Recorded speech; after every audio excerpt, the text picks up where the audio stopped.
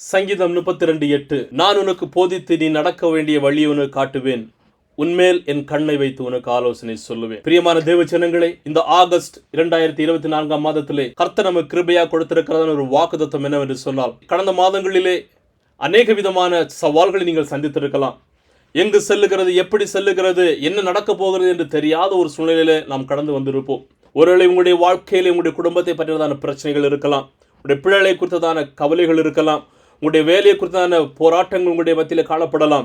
இவைகள் எல்லாவற்றின் மத்தியிலும் கர்த்தர் இந்த வழியிலே உங்களுக்கு வாக்குரைக்கிறது என்னவென்று சொன்னால், நான் உன்னோடு கூட இருந்து உனக்கு போதித்து உன்னை சரியான பாதையில் வழிநடத்துவேன். எப்படி என்று சொன்னால், நம் மீது அவர் கண்ணை வைத்து நமக்கு ஆலோசனை சொல்லுகிறவராக இருக்கிறார்.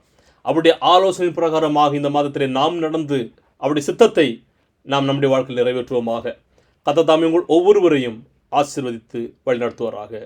ஆமென்.